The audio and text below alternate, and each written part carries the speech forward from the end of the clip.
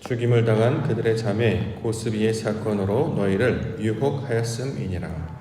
아멘. 민수기 25장 1절부터 18절까지 본문입니다. 평화의 언약을 주리라. 평화의 언약을 주리라 라는 말씀의 제목입니다. 오늘 본문에서는 평화의 언약에 대해서 말씀하고 있습니다. 12절과 13절 보겠습니다. 12절 13절 그러므로 말하라. 내가 그에게 내 평화의 언약을 주리니 그와 그의 후손에게 영원한 제사장 직분의 언약이라. 그가 그의 하나님을 위하여 질투하여 이스라엘 자손을 속죄하였음이니라. 이렇게 기록하고 있습니다. 평화의 언약을 주겠다, 이렇게 지금 여호와께서 말씀하고 있는데요. 평화의 언약이라는 말은 하나님의 감당하시는 사역의 완성이라는 뜻을 가지고 있습니다. 이게 평화의 언약의 원래 본질적인 뜻입니다. 하나님이 감당하시는 사역의 완성. 자, 하나님이 감당하신 사역이 뭘까요? 창세기 1장 1절이죠. 하나님이 말씀하신 그 창조 사역, 하나님의 형상을 닮은 자로 만드시겠다라고 하는 그 구원의 사역을 가리키고 있는 말입니다. 자, 이것을 성령의 역사로 말미암아 완성시키는 일, 이것을 평화의 언약이라고 부릅니다. 지금 이제 번역이 되어서 이렇게 설명하는데 그가 가지고 있는 속뜻은 다 그것을 가리키고 있는 말입니다. 이것을 우리가 이제 이해하기 쉽도록 적용을 해본다면 하나님의 말씀대로 이루시는 일, 이것을 평화의 언약이라는 말로 우리가 받을 수 있을 것입니다. 자, 이것을 영원한 제사장 언약으로 주겠다, 지금 이렇게 말씀하는 거죠. 13절에 보면 영원한 제사장 언약, 제사장 직분의 언약이다, 이렇게 지금 설명하고 있습니다. 영원한 제사장 직분의 언약. 자, 여기서 말하는 영원한 제사장 언약이라는 말은 이것을 이제 진리적 관점에서 풀면 하나님께서 말씀하시는 대로 호흡과 생명을 넘겨주심으로 영원히 되게 하신다는 뜻입니다. 하나님이 말씀하시는 것, 하나님이 호흡을 주시겠다 말씀하셨죠. 생명을 주시겠다고 말씀하셨습니다. 자, 이것을 우리에게 넘겨주세요. 그래서 우리가 어떤 사람이 되냐면 영원히 되는 것입니다. 원래 우리가 육체 가운데 있잖아요. 그 땅 가운데 있죠. 그런데 우리를 어떻게 해요? 영원으로 사는 자가 되게 하시겠다. 이게 제사장 직분의 언약이라는 뜻을 가지고 있습니다. 이것이 제사장을 세우시고 언약하셔서 영원을 말씀하시는 일은 영원한 어떤 일을 하라고 주신 것이 아니라 결국 하나님과 똑같은 성분을 만드셔서 진리의 사람으로, 성령의 사람으로 만드시겠다라고 하는 하나님의 구원 사역을 나타내는 말을 이렇게 지금 표현하고 있다라는 거죠. 자, 이것을 평화의 언약, 영원한 제사장 언약, 이 말로 지금 우리 가운데 주고 있습니다. 자, 이 이야기를 하시는 이유가 뭐냐면 이스라엘 백성들이 지금 본문에서 나타나는 사건들을 통해서 가르치고자 하는 뜻이 있기 때문입니다. 오늘 우리가 함께 읽었던 민수기 25장에는 이스라엘 백성들이 음행하는 사건과 또 연병으로 말미암아 죽은 사건들을 소개하고 있습니다. 이스라엘 백성들이 모압 여자들과 음행했다라는 거죠. 그래서 하나님이 진노하셨습니다. 또한 연병으로 말미암아 죽은 사람이 24,000명이나 되었다, 이렇게 성경은 이야기하고 있습니다. 자, 이런 상황 가운데 있을 때에 제사장의 아들이었던 비느하스라고 하는 사람이 하나님의 열심으로 말미암아 그 사역을 열심히 감당함으로, 다시 말해 속죄함으로 말미암아 그 연병을 그치게 하였다. 자, 그래서 주시는 것이 무엇이냐? 평화의 언약, 제사장 직분의 언약을 지금 말씀하는 거죠. 이스라엘 상태가 나타났는데 이것을 제사장의 아들이 감당함으로 하나님께서 원하시는 뜻이 되었습니다. 그래서 하나님께서 뜻이 되었는데 그 뜻이 무엇이냐면 평화의 언약이라는 뜻이 되고 제사장 직분의 언약이라는 뜻이 된다는 거죠. 쉽게 얘기해서 하나님의 말씀을 이루는 일을 너희에게 나타나 보여주시겠다라는 말로 지금 설명하고 있습니다. 오늘과 같은 본문이 이해하기가 가장 어려운 본문이거든요. 왜냐하면 글로만 읽으면 음행한 사건이구나, 그래서 하나님께서 그들을 징벌하시고 처벌하신 사건이구나, 이렇게만 우리가 그동안 이해를 해왔는데요. 그러면 하나님이 불의하신 분이 되잖아요. 그렇지 않겠습니까? 하나님께서 백성들을 심판하시려고 죽이신다고 하면, 진노하셔서 화를 내셔서 그를 처벌하신다고 하면 여기에 남아날 사람들이 누가 있겠습니까? 다 하나님의 뜻대로 살지 못하고 다 부족하고 연약하다라는 거죠. 자, 성경은 어떤 이 땅에서 나타나는 사건을 통해서, 이야기를 통해서 하나님의 뜻을 나타내는 것으로 우리 가운데 주셨기 때문에 우리가 그 글을 읽으면 반드시 항상 하나님의 뜻이 무엇일까? 진리적 관점으로 우리가 항상 성경을 대하는 연습들을 해야 됩니다. 그렇지 않으면 하나님 화내셨네, 사람들 죽이셨네, 자, 이렇게 음행하면 죽는 것이구나, 이걸로 이제 끝나게 된다는 거죠. 그러면 우리에게 있어서 아무런 역사가 나타나지 않고요. 또는 이 음행이나 이 죽는 것으로 묵상하다 보면 우리에게 율법적으로 다가오기 때문에 결국 죽음만 묵상하게 됩니다. 근데 성경은 죽음을 묵상하러 주신 것이 아니고 하나님께서 어떤 일을 보여주실 때 이런 모양이 될 거야 라고 그분의 계획을 우리 가운데 가르쳐주는 내용으로 주셨다는 거죠. 그래서 이것을 진리적 관점에서 우리가 살펴보고자 합니다.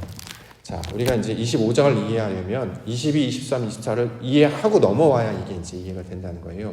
이게 무슨 뜻이냐면 22, 23, 24에 뭐가 있었냐면 발람과 바락 사건이 있었단 말이죠. 발람, 하나님의 말씀을 전하는 자, 선지자였고, 발람, 하나님의 말씀을 들었지만 변하지 않았던 사람을 이야기하고 있어요. 갑자기 뜬금없이 두 사람, 이방인이었던 두 사람을 소개하고, 한 사람은 왕이었고 한 사람은 선지자였는데, 한 사람은 끝까지 하나님의 말씀을 지키는 자로 나오고, 한 사람은 하나님의 말씀을 끝까지 듣고 지키지 않는 사람으로 나온다는 거죠. 근데 놀라운 건 둘 다 이방인이었다는 거예요. 이방인이었는데 하나님의 말씀을 듣고 하나님의 말씀대로 행했습니다. 그럼 이 사람은 누굽니까? 이방인에서 하나님의 말씀을 듣는 자가 되는 것이죠.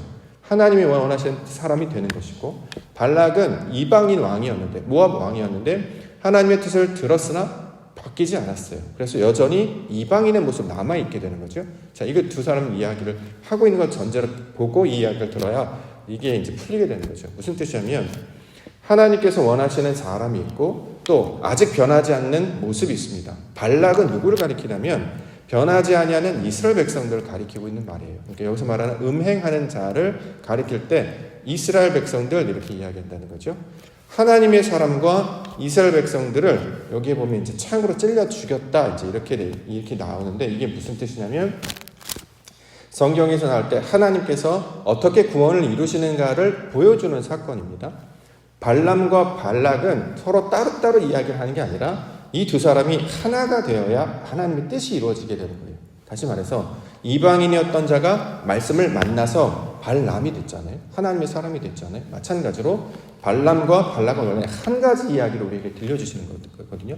자, 마찬가지로 이스라엘 백성들이 음행한 자, 아직 하나님의 뜻을 알지 못하고 육신 가운데 있는 상태에 있는 사람과 하나님의 말씀을 깨달은 사람을 서로 결합하게 하셔서 죽게 하신다는 거죠. 그래서 어떻게 하냐면 구원을 이루시겠다라고 하는 모양을 지금 가르쳐주고 있는 내용이에요. 그렇게 읽지 않으면 이거는 그냥 음행하는 사건, 죽는 사건, 그러니까 연병을 얻어서 사람들이 죽는 사건으로 이해가 될 수밖에 없다는 것이죠. 자, 무슨 뜻이냐면 하나님께서 구원을 이루시잖아요. 그래서 여기 뭐라고 말하냐면 알레프라는 단어를 설명을 해주십니다. 이걸 히브리어 글자를 알아야 이게 이제 이해가 되는 것이거든요. 하나님께서 우리와 연합할 때 어떤 방향으로 하냐면 하나님께서는 하나님의 사람이 죽죠. 하나님의 신성이 이 땅 가운데 신성을 포기하고 인성을 입고 그리스도로 오십니다. 그게 하나님의 사람이고, 우리는 죄인이었잖아요. 하나님을 알지 못하는 이방인과 같았던, 모압과 음행한 자와 같았던 사람이죠. 그런데 나도 죽어야 서로 하나가 된다는 거죠. 근데 중간에 뭘로 이어졌냐? 창으로 이어졌어요. 이게 알레프라는 글자인데, 이렇게 해서 하나님께서는 평화의 언약을 너희에게 보여주겠다, 하나님이 하시는 일이 뭔지를 우리에게 가르쳐주겠다라고 하는 메시지로 주시는 내용으로 받아야 이걸 오해하지 않게 된다는 것입니다. 예를 한번 보겠습니다. 9절. 그 연병으로 죽은 자가 24,000명이었더라. 성경에서 나오는 숫자는 숫자적인 의미가 아니라 하나님께서 하시는 일에 대한 뜻을 나타내는 묘사의 관점으로, 상징으로 우리가 받아야 됩니다. 이걸 이제 풀면 어떤 모양으로 되냐면 24,000명이라는 단어를 풀면 어떤 뜻이 되냐면 하나님의 역사로 형성을 이룬 자가 알레프이다, 이런 뜻이거든요. 하나님의 역사로 말미암아 형성을 이룬 자가 알레프이다. 히브리어 글자 첫 번째 글자가 알레, 하나님이란 뜻을 가지고 있는 단어예요. 근데 그 모양을 가만히 보면 사람과 하나님이 만나는 걸 그리고 있어요. 가운데 선을 하나 그어놓고 이쪽에서도 만나고 이쪽에서도. 그래서 이것을 하나가 되게, 이게 바로 하나님이야 라는 것을 보여주는 그림으로 우리 가운데 보여주고 있는데, 이것이 하나님이 하시는 일이다라는 거죠. 자, 이것을 나타내는 말로 우리가 이해할 수 있어야 됩니다. 이것이 이제 음행한 자와 같았던, 하나님의 뜻을 알지 못하는 백성과 하나님의 뜻을 아는 사람들을 서로 결합하여서 같이 죽게 함으로 하나님의 뜻을 이루는 것을 평화의 언약, 제사장의 언약이라는 말로 우리 가운데 설명을 하고 있습니다. 자, 이것은 예수 그리스도를 우리 가운데 보여주셔서 십자가에 달려 죽으심으로 우리의 죄와 함께 죽으심으로 말미암아 하나님의 뜻을 이루는 그 사건을 가리키는 묘사에 관한 이야기가 오늘 25장에 관한 메시지가 된다라는 것입니다. 자, 이 일을, 그 죽음의 사건을 감당하는 자가 누구냐면 비느하스라는 인물을 설명합니다. 11절. 제사장 아론의 손자 엘르아살의 아들 비느하스가 내 질투심으로 질투하여 이스라엘 자손 중에서 내 노를 일으켜서 내 질투심으로 그늘을 소멸하지 않게 하였다. 성경에 보면 이제 하나님께서 진노하셨다, 하나님께서 질투하셨다 이러면 이것은 이게 사람의 관점으로 번역한 개념이잖아요. 하나님이 질투하시는 분이 아니시죠.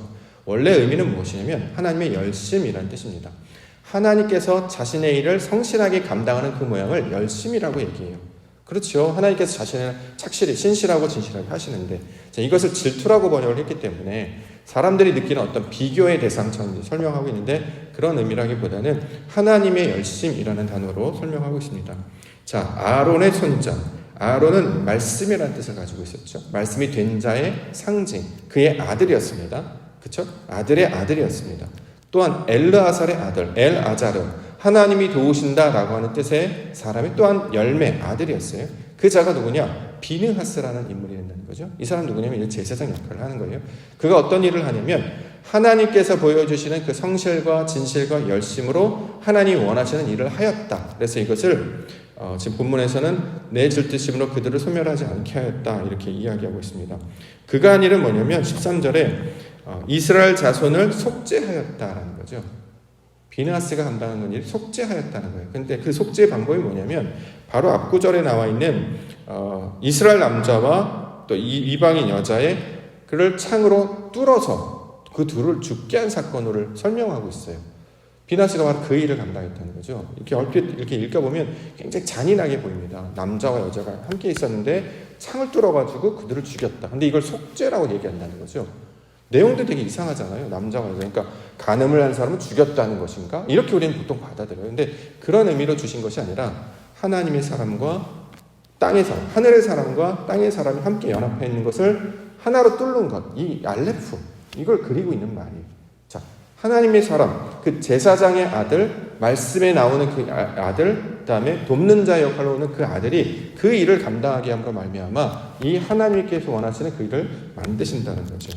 그래서 여기에 보면 그 사람들을 목에 달다 이런 표현을 쓰고 있는데 4절 나와 있습니다.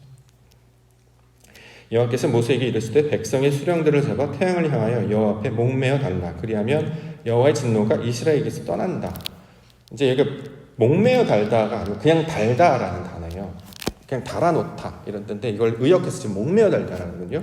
목매어 다는 것은 이렇게 소위 말하는 목에 뭘 걸어가지고 죽게 하는 건데 여기서 말하는 달다는 나무에 세워 달다, 그러니까 장대 매달다 이런 뜻이거든요.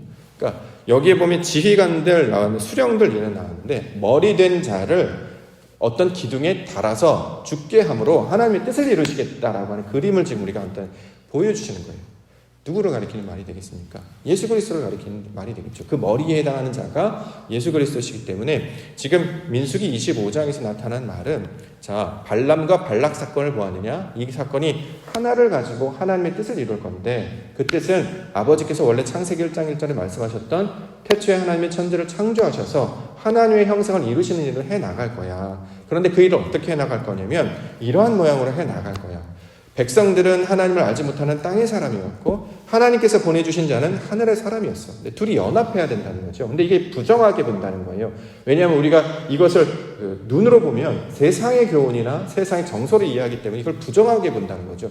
그러나 진리의 관점으로 이걸 생각해서 그 이야기를 알아들으면 아들을 보내셔서 우리와 함께 연합하게 하심으로 그가 우리의 모든 죄를 담당하셔서 죽는 것으로 그도 죽고 우리도 죽게 하심으로 아버지의 영광을 보여주시겠다라고 하는 것을 이 글자 알레프, 하나님의 뜻이라는 것을 통해서 설명하고 있다는 거죠.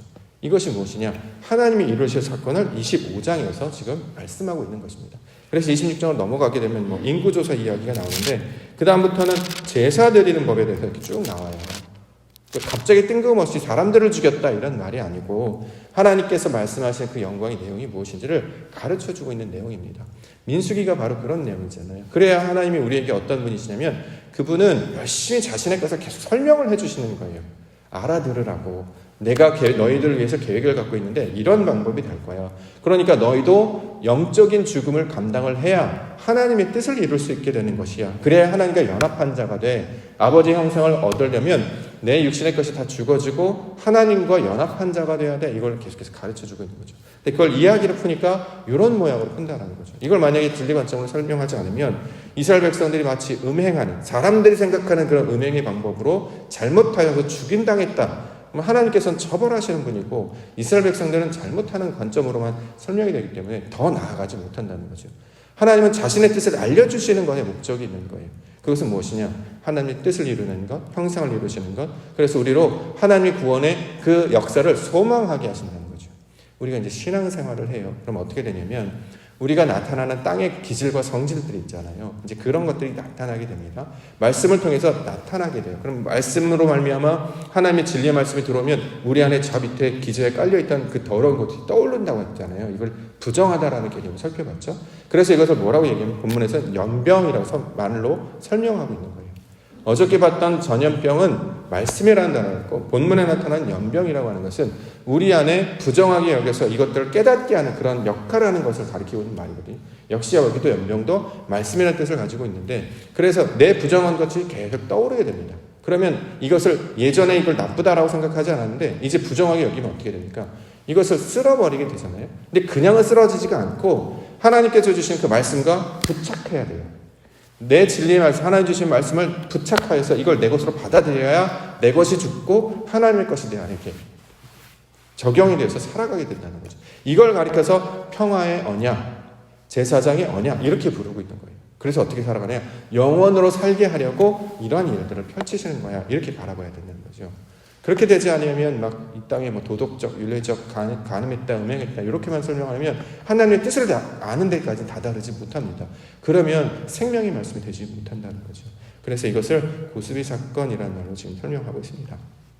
내용이 어렵기 때문에 이 속내용이 가지고 있는 개념들을 다 이해해야 그리고 글자나 문자가 가지고 있는 속성들을 이렇게 이해해야 이게 조금 그림이 보이는데요. 중요한 건 성경에 나오는 내용이 읽다가 부딪히잖아요. 이게 뭐지? 왜 이렇게 설명하시지? 부딪히면 어디로 가야죠? 일장일정으로 항상 가셔야 돼요. 창세기 1장으로 항상 가셔야 돼요. 여기서 말하는 태양도 여섯째 날을 가리키는 말이에요. 태양은 우리가 보이는 그걸 말하는 게 아니라 하나님의 성품과 동일하게 되었다라는 말로 우리에게 보여주는 상징이 말씀이거든요. 이걸 이해하려면 1장으로 가셔서 그 단어를 다 풀어야 이 단어가 결국 이걸 말하는 것이구나라는 것을 알게 된다는 거죠. 결코 성경 땅의 이야기를 하려고 너희들이 이렇게 살아라라는 걸 하려고 주신 말씀이 아니라는 것입니다. 하나님은 자신의 뜻을 알려주시려고 성경을 주신 거예요. 아버지께서 어떤 일을 하시는지, 어떻게 아들을 보내셔 우리를 구원하시는 일을, 그 일을 구약 처음부터 끝까지 계속 반복해서 설명해서 알아듣게 하시려고 우리에게 보여주셨다는 거죠. 하나님이 바로 이 일을 하실 거야. 이것을 평화의 언약, 평강의 언약, 그래서 하나님의 백성이 되게 하는 말씀을 우리 가운데 주셨다는 거죠. 그래서 오늘도 우리가 말씀을 듣고 하루를 이렇게 살아갈 때 소망을 가지고 기대를 가지고 살아갈 수 있는 것은 하나님께서 그 열심으로 오늘도 우리를 인도하실 것이다라는 거예요. 우리는 불완전하잖아요. 죄인일 수밖에 없습니다. 부족할 수밖에 없습니다. 근데 그러한 자를 말씀으로 계속 들려주셔서 연합하게 하셔서 내 속성이 다 죽게 하심으로 마침내 하나님의 형상을 완성하는 자로 오늘도 그 일을 감당해 나아가실 거야 라는 것으로 우리 가운데 보여주고 있는 말씀으로 우리가 받을 수 있어야 된다는 거죠. 그래야 이게 복음이 됩니다. 그렇죠. 내용은 되게 슬프고 이상하고 두려운 말씀이지만 그 속뜻을 이해해야, 그 진리의 관점으로 나아가야 이게 하나님이 하시는 일을 우리에게 보여주시려고 이런 말씀을 듣게 해주셨구나. 이것은 걱정하거나 염려하거나 두려워하려고 하시는 것이 아니라 이렇게 하나님이 해나가시겠구나. 그러므로 그 말씀 우리가 새겨듣고 있으면, 말씀을 진리 가운데 우리가 받아서 간직하고 있으면 그 일들을 하게 될 것을 보게 된다는 거죠. 그래서 놀랍게도 어떤 일이 벌어지냐면 우리가 이제 우리 인간적이 가진 속성들이 있잖아요. 미움, 질투, 다툼, 혈기 이런 것들이 조금씩 사라지는 것을 삶을 통해서 경험하게 됩니다. 이전에는 하지 못했던 일을 말씀과 진리로 말미암아 하게 되는 그 놀라운 일을 보게 될 거예요. 이걸 기적이라고 한다는 거잖아요. 하나님이 하실 그 기적이 뭐냐면 내 성품이 변화되는 기적을 우리 눈으로 보게 하시는 거예요. 나라고 하는 인간이 내가 이런 것까지 할 수 있었구나. 이렇게까지 우리를 변화시키는 거. 이걸 하나님께서 진리와 말씀을 계속 인도해 가신다는 거죠.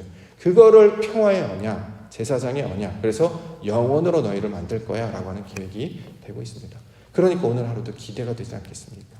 우리의 성질, 우리의 속성, 땅에서 거둬지는 것, 나의 욕망, 내 습관, 이게 다 있는데 그걸 하나님께서 계속 빚어가시겠대요. 그렇게 만들어 가시기 때문에 그러니까 그걸 기대하고 그 말씀과 동행하며 나아가는 것을 우리에게 요청합니다. 그러므로 이것을 우리가 복음의 말씀으로 받아들이면 평화의 언약, 제사장의 언약 이 말씀을 기억하고 나아가는 하루가 되기를 원합니다.